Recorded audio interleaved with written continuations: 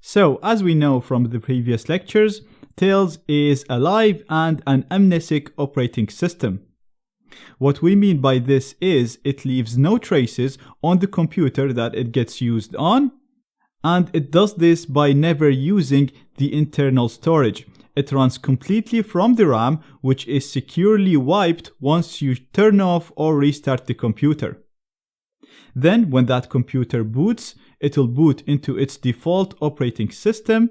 This system will work exactly the same way that it was working before, and even if the whole computer gets inspected, there will be no traces of what you've done, and there will even be no traces of Tails being used on that computer. Now, this is a great feature that serves the main purpose of Tails, so it improves security, because even if someone manages to hack into that computer and install malware or change the settings to compromise your privacy and anonymity, once you restart and boot into Tails, everything will be removed because nothing can be stored on that system. Not only that, but if you are dealing with sensitive files, you can do so without worrying about someone being able to recover these files, because they will never be stored on the system. So these are great features that serve the main purpose of Tails, which is an operating system that is designed to improve our anonymity and privacy. But this feature is also a little bit inconvenient because, like we said, we cannot store anything on the system.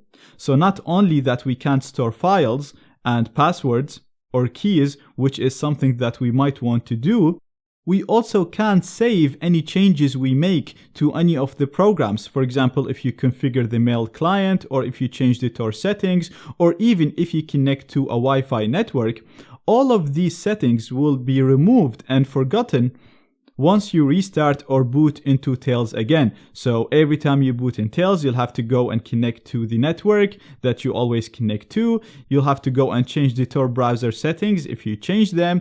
If you set up a mail client, you'll have to go and set it up again, which can be a bit troublesome and take a bit of time. Now, the solution to this is to enable persistence on Tails. Persistence allows us to store files, passwords, keys, or program settings that we modify.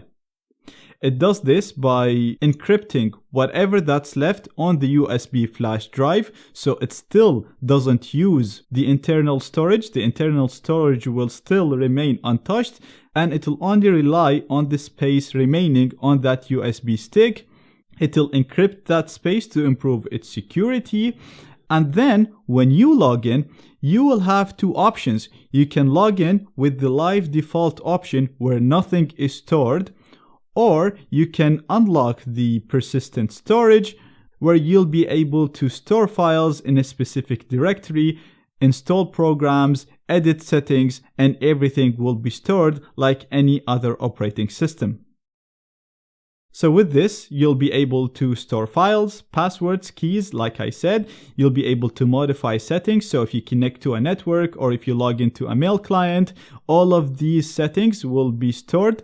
So when you log in again, you won't have to do them again. You'll also be able to install programs or browser plugins and so on. Now, the last two benefits are in red for a reason, because you need to be careful when you're doing these things. Because you need to keep in mind that Tails was made with security in mind, so all of the programs that come pre-installed in it are configured in a way to protect your anonymity and privacy. Therefore, when you modify these settings, or if you install more programs, these new programs or these modified settings might compromise your anonymity and privacy. So only install programs or modify settings if you know what you're doing. Not only that, but Tor and Tails work best when it is hard to distinguish between people that are using these systems. Therefore, when you modify settings or install extra programs, you're becoming more unique. Therefore, it would be easier to detect you because you're more distinguishable than other users, than the people that are using Tor and Tails with the default settings. So, with keeping all of this in mind, In the next lecture, I'm going to show you how to enable persistence on Tails.